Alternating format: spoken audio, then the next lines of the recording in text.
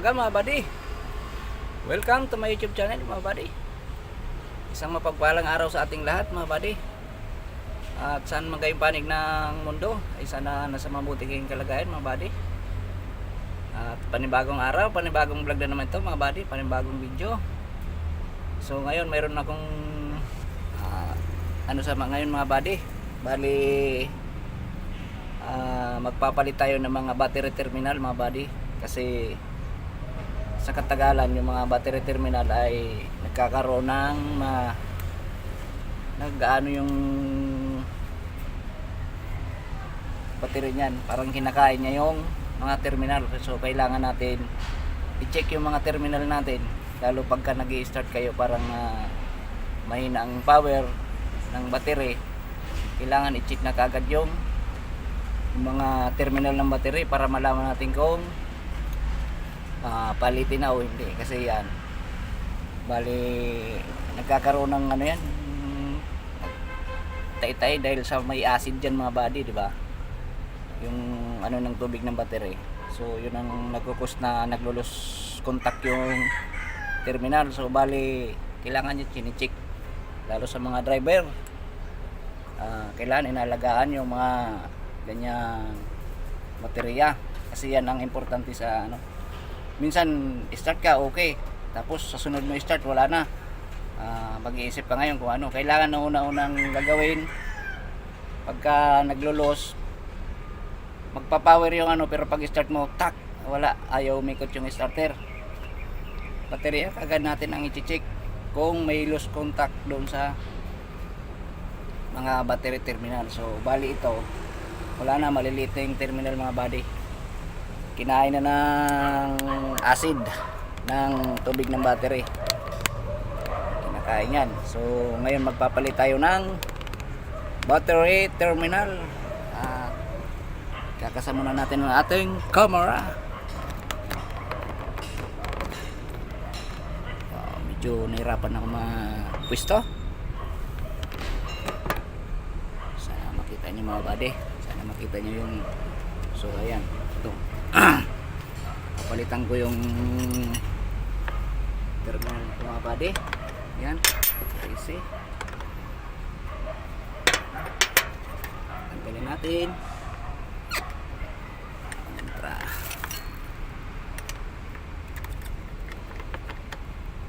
Kailangan tanggal. Yeah.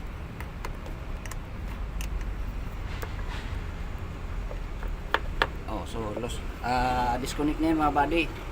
Kahit sumayad pa yung sa body, hindi na mag-i-spark yan. Unahin yung negative.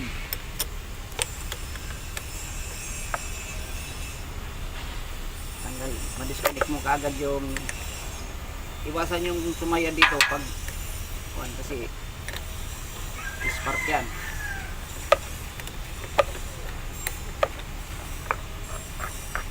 Oh yan mga buddy, oh diba? Oh, tapos ito pa.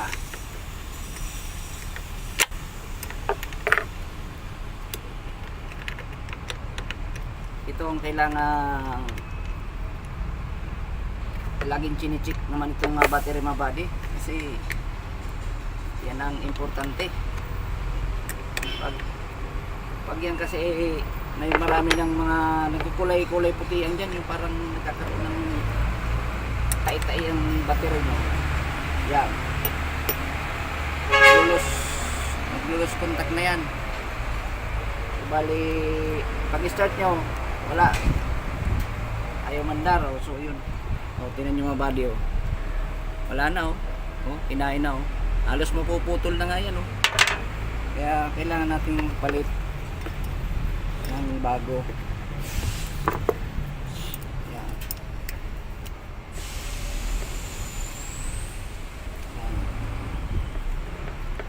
Tinan nyo naman yan mga buddy, diba? Wala na yan, kaya palitin na talaga. Kasi mahirap yung masisiraan pa sa ano dahil lang dito sa ano. Kaya natin nagpalit ng terminal. Ayun mga buddy. Wala ako ng tubig at hugasan natin yung mga pulo ng battery. Kailangan malinis. So, walang tayo ng tubig mga buddy. Ayan. Ito hugasan. Para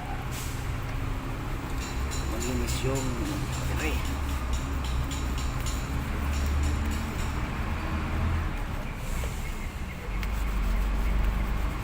Tapos kailangan mga buddy yung mismong tubig ng battery, kailangan lagi nyo chinicheck kasi natutuyo to eh. Pag kulang na yung tubig ng baterya nyo, ayun, yun ang cause na mabilis masira yung battery natin. Kaya kailangan nyo lagi tinitingnan yung tubig dito mga buddy. Bubuksan yan. Ayan, tingnan nyo yung tubig kung naka-label pa ba o hindi na. Ayan, katulad yan, naka-label yan. May label yan dito sa may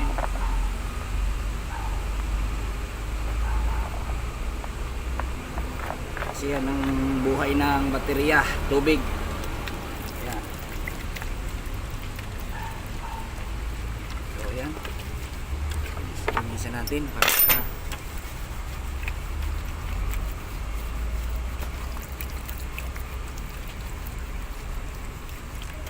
ayan. Lalo na dun sa may mga kotse, mga kabady, yung mga sasakyan natin. Importante sa atin yung mag-check ng battery. Yung mga pulo, kailangan malinis yan. Yan. Para umiyaman tayo, kasiguro tayo na hindi agad-agad masisira. Yan. Battery, tubig, langis. So yun ang kailangan natin una-una bago tayo magpandar na makina. Tubig, langis, kailangan check natin yan. Ayan mga buddy, na. So ito na ngayon yung bago nating battery terminal. Nasabit na natin. Ayan.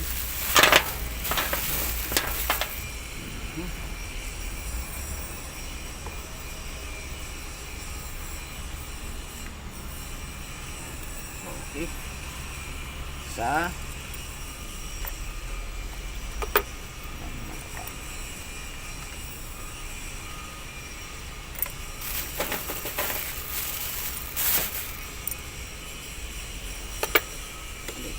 dito to sa city.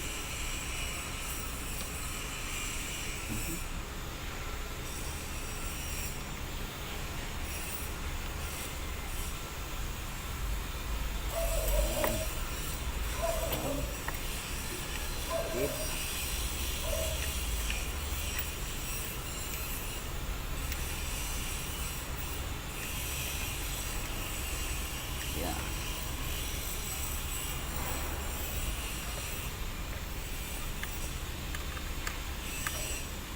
Yan.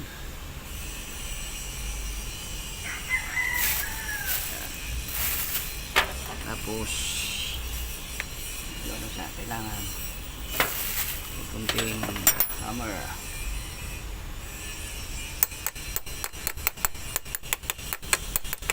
Yan. So ayun, yan na yan mga buddy. So balihig kita natin. Wala pa yung mga wire nyan. Ano yung kulay dyan?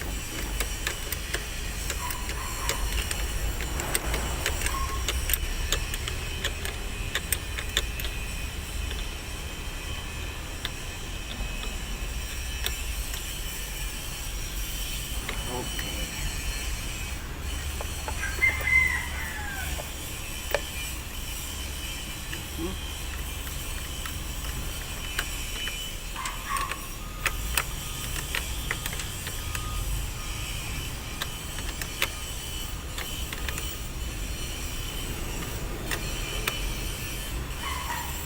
Yan.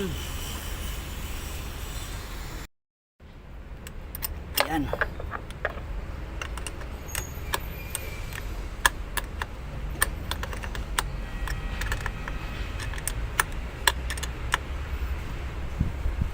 Yun mga babi.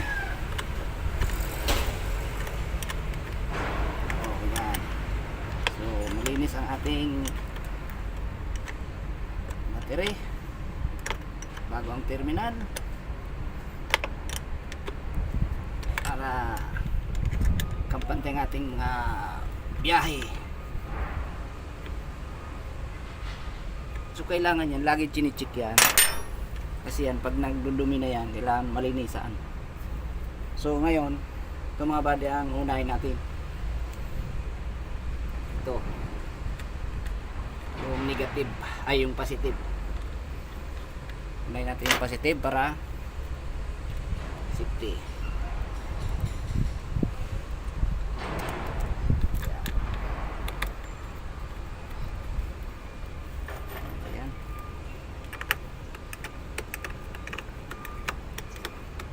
Positive.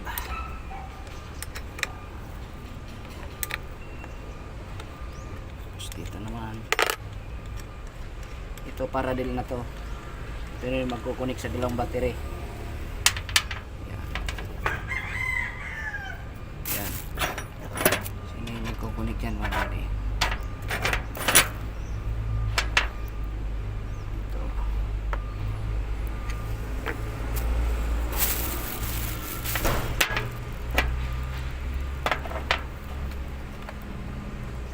Kailangan natin ng kalso dyan. Washer.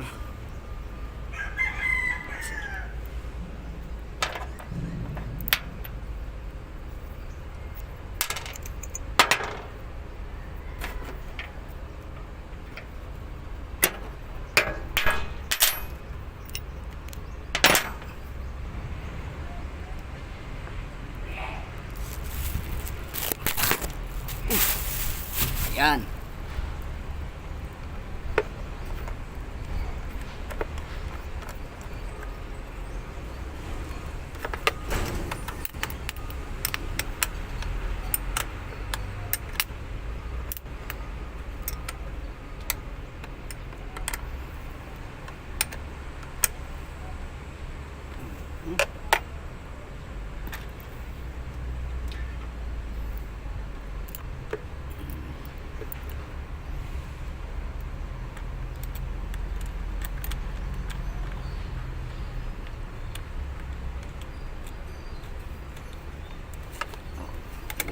Malinis.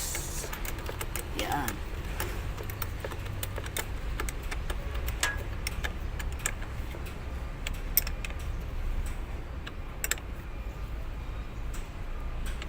Okay.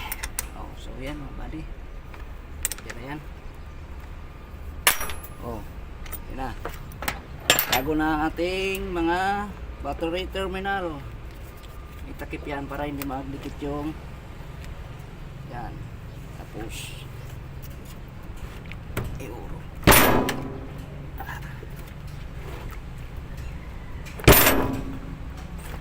Okay. Oh, yan. Yan mga buddy. So, ayan, bago na yung ating battery terminal. So, ngayon titistingin natin kung andar ba. Papandarin natin. Para natin malalaman na maganda yung ano ng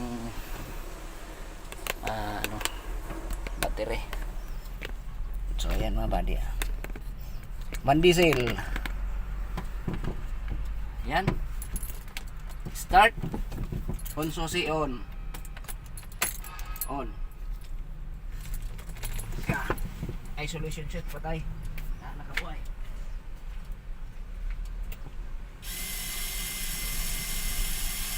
So, ayan.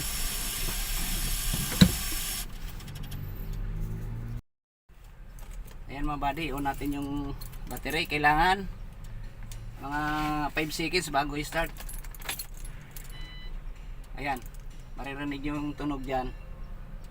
kailangan mag ano muna yung relay. Yan, okay na. So ngayon ready start na yan mga buddy. Yun. Yan. Okay.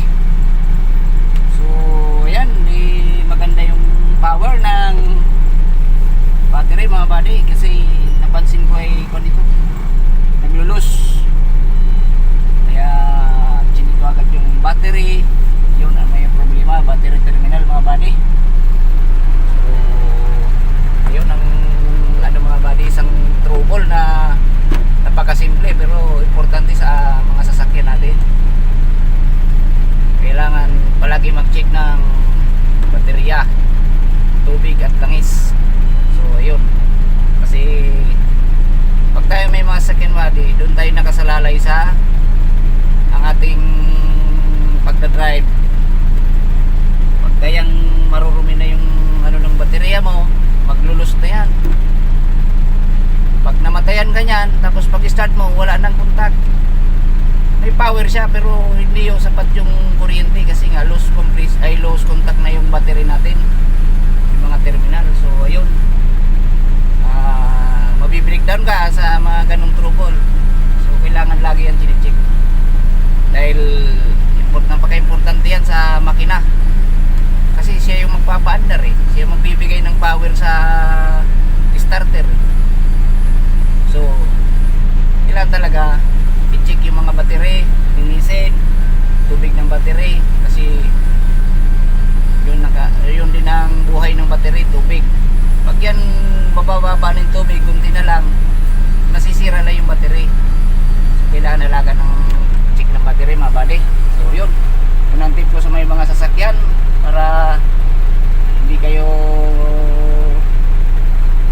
nasisiraan ang sasakyan. So yan, bago ibiyahe, check ang battery, tubig at langis.